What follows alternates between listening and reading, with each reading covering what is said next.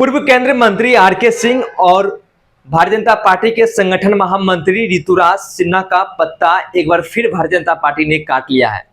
बिहार में 2 राज्यसभा सीटों के ऊपर उपचुनाव होना है, जिनमें एक नाम पहले से तय उपेंद्र कुशवाहा का था, लेकिन दूसरा नाम किसका होगा ये तय नहीं था।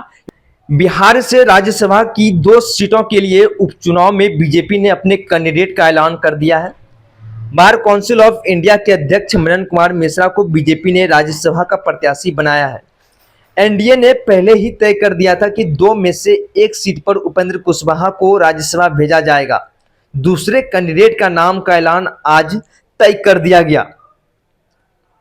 आखिर मनन मिश्रा कौन है? वरीय अधिवक्ता मनन कुमार मिश्रा बिहार के ही मूल निवासी हैं। वे लगातार कई टर्म से बार काउंसिल ऑफ इंडिया के अध्यक्ष हैं। मनन कुमार मिश्रा पिछले साल से बीजेपी में सक्रिय रहे हैं। 2024 के लोकसभा चुनाव में उन्होंने बीजेपी और एनडीए उम्मीदवारों के लिए प्रचार किया था। पार्टी ने उन्हें राज्यसभा भेजने का फैसला लिया है। राज्यसभा की 2 सीटों के लिए हो रहे उपचुनाव में एक उम्मीदवार का नाम पहले से तय था। बीजेपी ने ऐलान कर दिया था कि उपेंद्र कुशवाहा को राज्यसभा भेजेगी। उपेंद्र कुशवाहा पिछला लोकसभा चुनाव हार गए थे और बीजेपी के कुछ नेताओं पर उपेंद्र कुशवाहा के साथ विश्वासघात करने का आरोप लगा रहा था। ऐसे में बीजेपी ने उन्हें राज्यसभा भेजकर अपने नेताओं पर लग रहे दाग को मिटाने की कोशिश की थी। लेकिन दूसरा उम्मीदवार कौन होगा, इसे लेकर चर्चाओं का बाजार गर्म था। दावेदारों की सूची में सबसे ऊपर केंद्रीय मंत्री आर.के. सिंह का नाम था।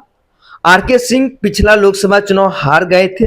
वहीं बीजेपी के राष्ट्रीय मंत्री ऋतुराज को लेकर भी चर्चाएं हो रही थी, लेकिन बीजेपी के आलाकमान ने इन सारी अटकलों की हवा निकाल दी। ऐसे व्यक्ति को उम्मीदवार बनाया गया जिसकी पहले से कोई चर्चा नहीं थी। बता दें कि बिहार से राज्यसभा सांसद विवेक ठाकुर और मीसा भारती के लोकसभा चुनाव में जीत के बाद दोनों ने राज्यसभा से इस्तीफा दे दिया था। इन्हीं दोनों सीटों पर उपचुनाव हो रहा है।